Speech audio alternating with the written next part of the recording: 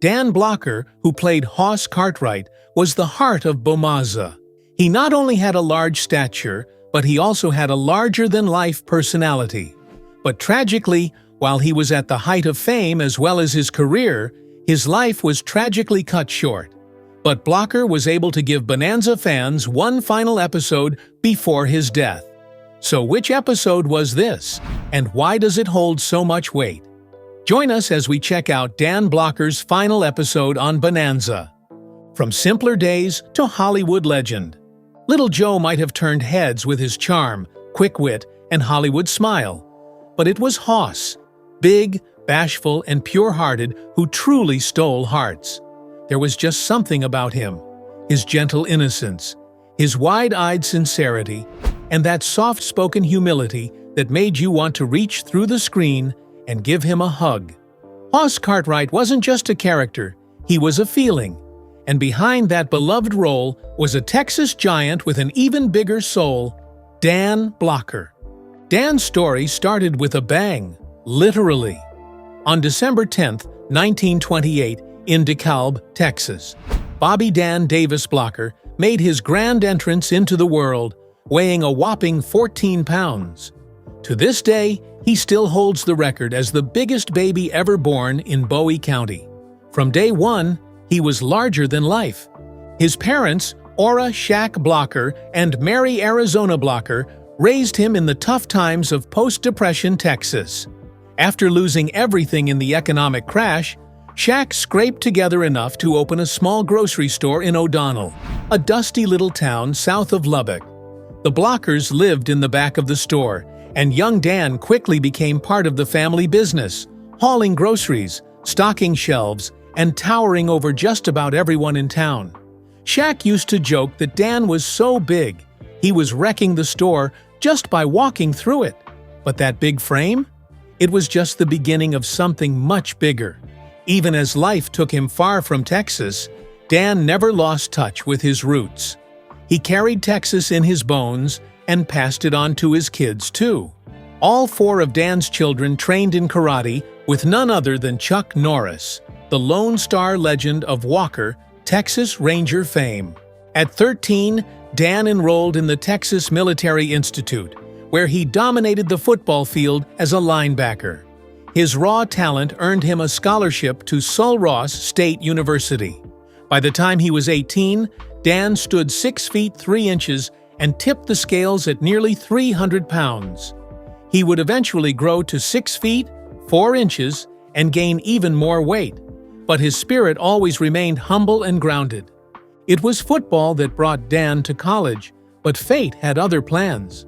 During a campus production of Arsenic and Old Lace, the theater department needed someone strong enough to haul the heavy, dead-body dummies around backstage. Dan stepped in, and the rest, as they say, is history. He was so good at helping, they gave him a role, Teddy Brewster, the wild-eyed nephew who thought he was Theodore Roosevelt. Once Dan felt the thrill of the stage and heard that first wave of laughter from the audience, he was hooked. Theater wasn't just a detour, it was destiny. He switched majors from English to theater, and after graduation, walked away from a shot at pro football to chase the dream that had taken root under the stage lights. He performed in summer stock shows and repertory theater, and even landed a part in a Broadway production of King Lear. From the back of a small-town grocery store to the bright lights of Broadway, and eventually to the wide-open frontier of Bonanza, Dan Blocker carved his own path. He was a giant in more ways than one. Then Uncle Sam came calling. Dan Blocker answered, trading his books and stage scripts for a rifle and a uniform. He was sent to the Korean War, where he served his country with quiet bravery and fierce loyalty. He didn't talk much about what he saw over there, but the medals spoke for themselves. Among his honors, a Purple Heart, citations, and commendations earned through courage under fire. By the time he was discharged in 1952, he had risen to the rank of sergeant. That same year, he married the love of his life, Dolphia Parker, a bright and beautiful woman he'd met back in college. Now married and back home, Dan was ready to build something lasting. It wasn't the bright lights of Hollywood that called to him at first. It was stability, responsibility, family. He returned to school and earned a master's degree in dramatic arts, determined to be a good husband, a good father, and a good man. He took a job as a high school English and drama teacher in Sonora, Texas, then later taught 6th grade in New Mexico. Teaching was more than just a job. It was an extension of Dan's warm and giving nature. He had a gift for connecting with kids, for encouraging them, for sharing his love of stories and characters and words. And with every teaching post, Dan seemed to drift a little farther west, unknowingly edging closer to his true calling. Dan and Dolphia's family grew to include 4 children, twin daughters, Deborah Lee and Dana Lynn, and 2 sons, David and Dirk. Money was tight, but the Blocker household was full of love, laughter, and big breakfasts, though smaller ones than Dan would have liked. Dan had always loved food. At his peak, he could polish off a dozen eggs, 2 loaves of bread, and 2 quarts of milk for breakfast. But when acting roles required him to slim down, he found dieting tough. "I'm always hungry," he once admitted. Still, he made peace with it. Just one more sacrifice in pursuit of the bigger dream. That dream took shape in California. Dan moved his family west, not for fame, but to pursue a PhD in dramatic arts at UCLA. He still taught while studying, committed, grounded, always providing. But with bills to pay and mouths to feed, he started auditioning for television roles. Just small parts at first. Bit roles in popular westerns, a face in the crowd, a heavy in a saloon. But something clicked. Dan found himself falling in love with acting all over again. Not the stage version this time, but the raw energy of film and television. He brought a natural warmth to his characters. Producers noticed. Audiences responded. He popped up in hits like Gunsmoke, The Rifleman, Have Gun, Will Travel, and Maverick, where he finally had a chance to show his comedic chops. In 1958, he landed a recurring role on Cimarron City, a short-lived but promising Western series. It felt like he was on the rise. Then Cimarron City was canceled. At the time, it might have seemed like a setback, a door closing. But in truth, it was the best thing that could have happened. Because just around the corner, a new opportunity was waiting. One that would change everything. One that would give Dan Blocker the role of a lifetime. How did Dan Blocker deal with fame? Dan Blocker was one of the most successful and wealthiest actors of his time, thanks to his beloved role as Hoss Cartwright. Fans adored him, co-stars admired him, and children across America wanted to be like him. Blocker loved acting, truly loved the craft, but what he didn't love was the fame that came with it. While most actors learned to embrace the spotlight, Blocker actively avoided it. In fact, at the height of his success, he left the country altogether. In a 1971 interview with the Aniston Star, Blocker explained that he had moved his family to Lugano, Switzerland, and planned to live there whenever he wasn't working on Bonanza. His reason? A feature in National Geographic. Blocker said that the magazine had once published a photo spread on the lake regions of Italy and Switzerland, and it had captivated him. He recalled telling his wife that the next time they visited Europe, they had to see that part of the world for themselves. The Blockers made that trip in 1970, touring Lake Como, Lake Maggiore, and Lugano, a town Blocker described as the most beautiful place he'd ever seen. The family were so taken with the area that they decided to stay. There was even an American school in the area for the children. Blocker said it was a wonderful environment for his kids. They were learning languages, getting a world-class education, and had all of Europe just a train ride away. He returned whenever filming allowed, especially during holidays. At the time, rumors swirled that Blocker had moved abroad for financial reasons, but he dismissed those claims. He stated that Bonanza had already made him a millionaire, and in fact, living abroad came with more expenses. especially when it came to taxes and dual citizenship. Money wasn't the reason he left. Peace and privacy were. Like James Arness of Gunsmoke, Blocker never sought fame for its own sake. He never wanted to become just another face in the Hollywood crowd. Lugano offered a sense of stillness that Los Angeles never could. Blocker once noted that while Bonanza did air on Swiss television, it was only available in German. And since southern Switzerland was largely Italian-speaking, most people in Lugano didn't recognize him. He admitted that this, too, played a part in his decision to settle there. It was a far cry from the wide-open spaces of the Ponderosa, but Blocker loved his quiet life by the lake. He reportedly said he sometimes felt a bit guilty, especially when he thought about how many actors were struggling to find work. By comparison, he felt he'd had it too easy. Now, while Blocker maintained a squeaky clean image throughout his life, the same cannot be said for his friend, Michael Landon, Dan Blocker's character in Bonanza. Any actor trying to break into Hollywood would have given just about anything to be in Dan Blocker's boots. But Dan never chased fame the way most did. He was grounded, focused, and still deep in his doctoral studies at UCLA when producer David Dortort came knocking with an offer that would change everything: the role of Hoss Cartwright on a new series called Bonanza.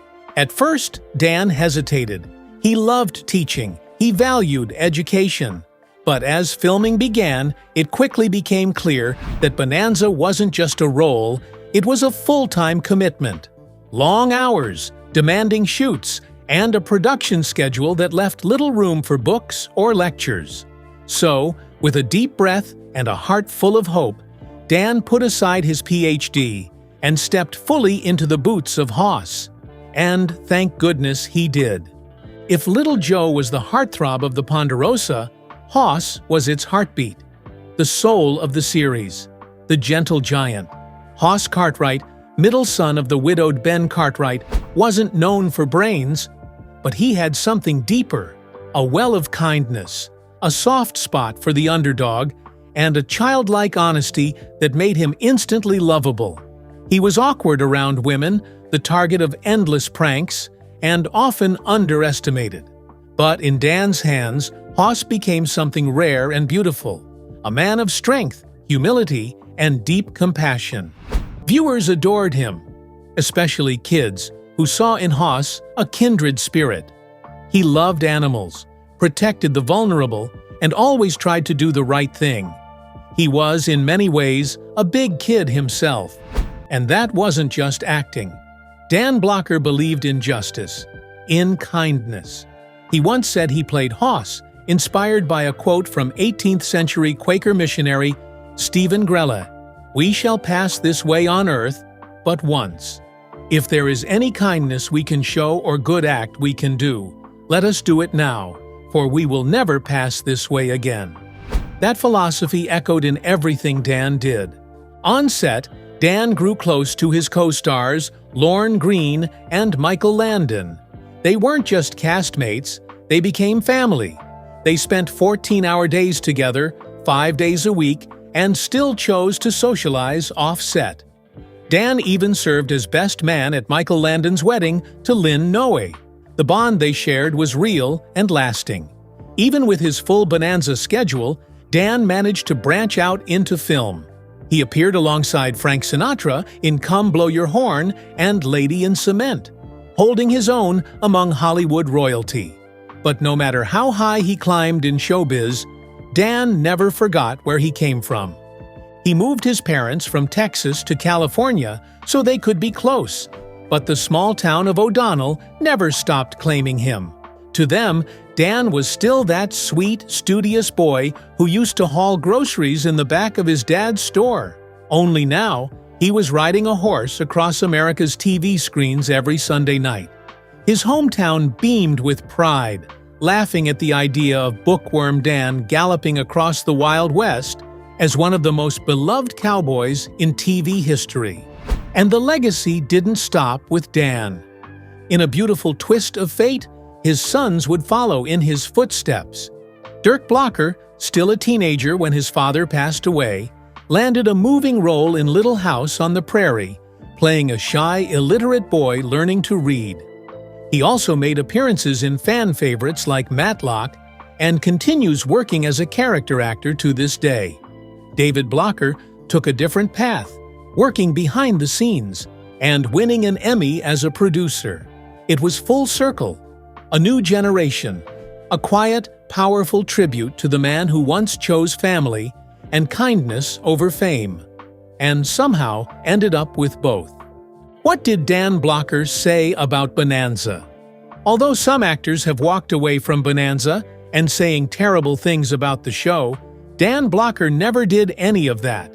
Some actors can read lines, but only a rare few can breathe life into them, turning ink on a page into flesh and blood, into someone so real the audience forgets they're watching a performance. Dan Blocker was one of those rare few. He didn't just act, he became. And nowhere is that more true than in his unforgettable portrayal of Hoss Cartwright on Bonanza. In an interview with the Macon Telegraph, Dan admitted that when Bonanza began, Hoss was little more than a punchline.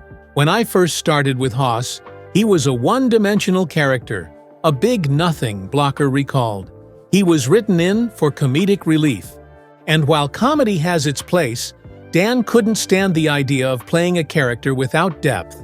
He wanted more, for himself and for the audience. So he went straight to the show's creator, David Dortor. I asked him to let me change the character, Dan explained. People will laugh at this guy for 1 or 2 weeks, I said. But after that, they'll tire of him, Dortor agreed. And what followed was one of the most remarkable character evolutions in television history. Dan rolled up his sleeves and got to work, adding layers to Hoss, making him more than the big, goofy brother. He gave him tenderness, heart, integrity, soul. I made him a multi-dimensional man with understanding and a gruff tenderness, with compassion and honest emotions, Blocker said. I made him naive in his relationship with women because, after all, he's a big, ungrateful, not particularly handsome man. But I also emphasized his total masculinity and his innate gentleness. And then he added something else, something no script could ever capture: himself. I breathed much of my own personality into him. And the result is that I don't know where Hoss Cartwright begins and Dan Blocker ends. Audiences noticed. Week after week, year after year, fans tuned in not just for the drama and the action, but for Hoss, for his decency, for the way he made us believe that kindness was its own kind of heroism. But then came the unthinkable. On May 13, 1972, Dan Blocker checked into a Los Angeles hospital for a routine gallbladder surgery. It was supposed to be simple, uneventful. He was expected to recover quickly and return to the set for another season of Bonanza. But fate had other plans. A sudden blood clot lodged in his lung. And just like that, Dan was gone. He was only 43. The news sent shock across the country. His family, wife Dolphia, and their 4 children were shattered. His co-stars, especially Lorne Greene and Michael Landon, were devastated. America grieved the loss of a man who had come into their homes every week and made them feel something real. Dan Blocker died at the peak of his career, at the height of his power as an artist. But what he left behind, on screen and in the hearts of those who knew him, was timeless. Because Hoss Cartwright may have been a character, but the man behind him was the real deal. The last episode he played. The news of Blocker's death stunned the cast, the crew, and millions of devoted fans. Nobody had seen it coming. Everyone on set loved Dan. Mitch Vogel, who played young Jamie in the last few seasons, once said, Dan Blocker was easy to get to know, the kind of guy you could go and have a beer with. Lorne Greene, who played Ben Cartwright, the family patriarch and Hoss's father, was crushed. After Dan's death, he said, I didn't see how the show could continue. I said to my wife, that's it. It's finished. For the first time in television history, a series would confront the death of a main character. Hoss Cartwright would be gone, and the show wouldn't pretend otherwise. Producer Richard Collins explained it this way: "Just as we personally suffered a loss, so the audience suffered one too." The episode, titled Forever, was originally written to spotlight Dan's acting as Hoss. It was meant to show Hoss in love with a woman named Alice Harper, played by a young Bonnie Bedelia. But after Dan's passing, the story was rewritten. Michael Landon, who played Little Joe, took the central role. In the reworked plot, Joe falls in love with Alice, marries her, and dreams of a new life. But tragedy strikes when Alice is murdered by men tied to her brother's gambling debts. The cabin they built together is burnt to the ground. The rest of the episode is raw and emotional. Joe grieves. The family mourns. And though the script never explicitly explains what happened to Hoss, the sense of loss is unmistakable. "We try to mention Hoss's death very simply, in passing," Landon said. "It might not please everybody, but we just couldn't do a whole hour memorial. We tried to do what we thought he would have wanted." And in truth, the tributes were everywhere: quiet, powerful, and deeply personal. In one scene, Joe shows Alice a peaceful spot in the woods. "My big brother and I used to call this the happy place," he says. She gently replies, "You must have loved him very much." Joe's face says the rest. Later, Ben Cartwright solemnly says, "I know what it's like to lose a son." In another quiet moment, he gazes at a framed photo of Hoss. The most heartbreaking moment comes near the end. At the burnt remains of the cabin, Little Joe breaks down. Michael Landon collapses into Lorne Greene's arms. The two men sob, not as actors, but as real friends mourning a real loss. The cameras rolled, but no one was acting. When the director finally called cut, many on set joined them in tears. Though the show continued for one final season, the heart was gone. Hoss had been its soul, and without Dan Blocker, it would never be the same. While Bonanza never explained Hoss's death on screen, years later, the 1988 follow-up series Bonanza, The Next Generation, would finally fill in the missing detail.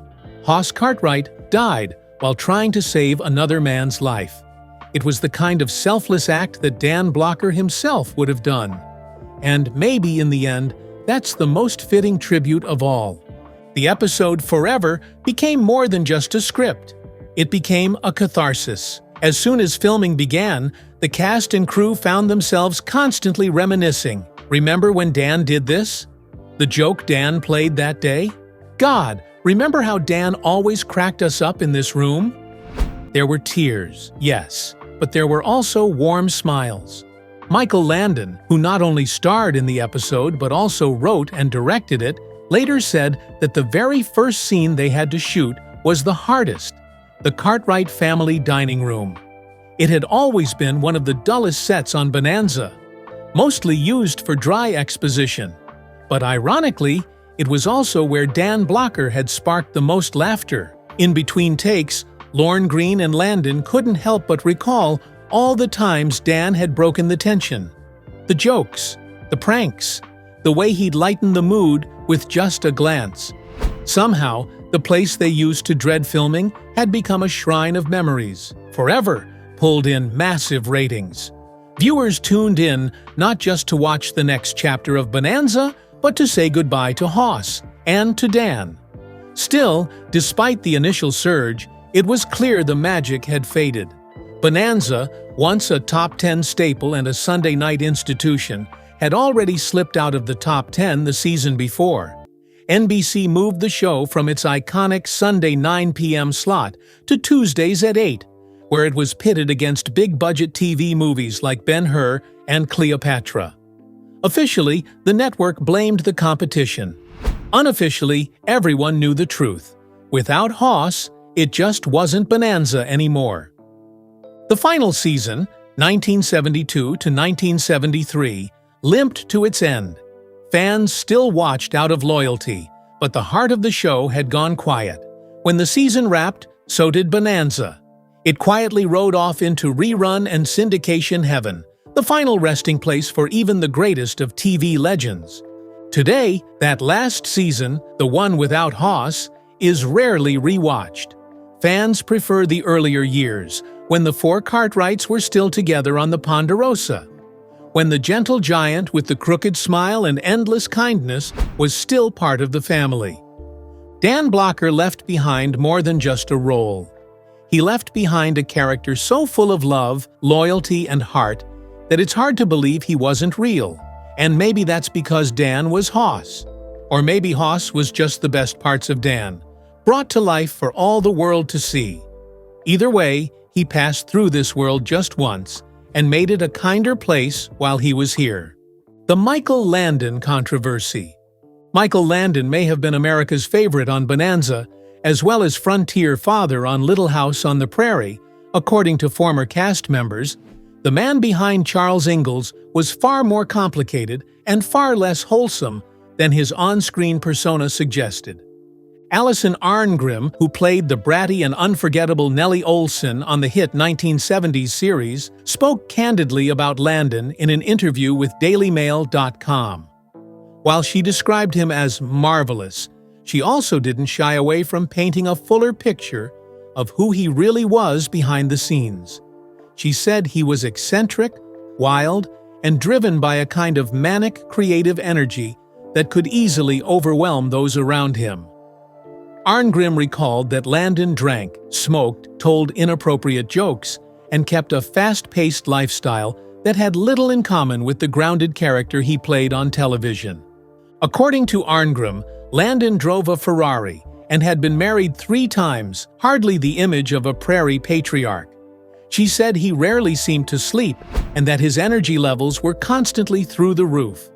He was not everyone's cup of tea, she admitted, though she personally found his behavior entertaining during her teen years on the show. Her comments came in the wake of more serious allegations made by Karen Grassel, who played Caroline Ma Ingalls, Landon's on-screen wife. In her memoir, Bright Lights, Prairie Dust, Reflections on Life, Loss, and Love from Little House's Ma, Grassel accused Landon of mocking her appearance, making sexist jokes, and fighting her efforts to receive equal pay. She revealed that Landon once argued she shouldn't earn more than the show's child actors, something she found deeply insulting. Grassel also opened up about her personal struggles with alcoholism, admitting that her addiction contributed to the rocky relationship she shared with Landon. Arngrim, who called the book fair, noted that Grassel was honest about her own faults and the emotional baggage she brought into the workplace. While the tension between Grassel and Landon never escalated to the point of her quitting or being fired, the rift was real and unresolved by the time Landon died in 1991. Still, Arngrim pointed out that Landon had actually championed Grassel during the casting process, advocating for her to get the role in the first place. As for the dynamics on set, Arngrim said the environment often resembled something out of Mad Men, describing it as a boozy old boys' club. There were conflicts, she admitted, but most actors made peace in the neutral zone of the makeup trailer before filming began. Despite the darker undertones behind the scenes, Arngrim said she never clashed with Landon herself. For her, the chaos was part of the fun. "I was a teenager and thought it was a riot," she said, summing up the contradictions of a man who was at once talented, troubled, generous, and difficult. Although Little House on the Prairie tackled weighty topics like addiction, cancer, racism, poverty, and even rape, it's long been seen as one of television's most wholesome family dramas. That's partly why Karen Grassel's behind-the-scenes revelations have come as such a surprise to many longtime fans. Grassel claimed that Michael Landon often made vulgar jokes on set, reportedly using profanities and cracking crude comments about how women smelt after sexual intercourse. For audiences used to Landon's fatherly, soft-spoken image, it's a jarring contrast. Allison Arngrim, who played Nellie Oleson, said she wasn't surprised by the stories in Grassel's memoir, and noted that her co-star had promised not to sugarcoat anything. Arngrim explained that the book reflected what life was really like for many women working in 1970s Hollywood. She described the era as an old boys' club, saying the environment was far more permissive than it would be today. According to Arngrim, Landon did curse often, and while Grassel came from a religious background, the conversations on set were more like scenes from Deadwood than anything wholesome. Arngrim emphasized that Grassel's memoir was fair and candid. She pointed out that Grassel openly acknowledged her own struggles with alcoholism and admitted those issues contributed to her conflict with Landon. Arngrim said Grassel believed that, had she gotten sober sooner, the two might have been able to talk things through. Instead, their personal baggage clashed. Two kinds of sandpaper, as Arngrim put it. Despite the tension, Arngrim said the cast functioned much like a real family. Disagreements were common, but they rarely lingered once the cameras started rolling. Visitors to the set were often surprised by how tame the conflicts were, she recalled, adding that on other sets, fights could lead to restraining orders, whereas on Little House, a disagreement might mean skipping lunch with someone. For Arngrim, the makeup trailer served as a demilitarized zone, a place where cast members could leave personal issues behind and get back to work. She believed that the set's unusually supportive atmosphere played a key role in Grassel staying with the show for its entire 9-year run. On a different kind of production, she suggested, Grassel might have quit or been let go. When asked whether the feud would have played out differently in the modern Me Too or Time's Up era, Arngrim noted that pay and expectations have evolved significantly. Today, she said, actors are more likely to be treated professionally and respectfully, and the type of behavior that was once considered normal on a set would no longer be tolerated. Arngrim also pointed out that Little House wasn't unique. In the 1970s, many television sets were male-dominated and alcohol-fueled environments. She recalled that drinking and smoking were common even on their relatively tame production, and implied that conditions were likely much worse elsewhere. The theater world, too, she added, had its share of outdated power dynamics that persisted into the 1990s.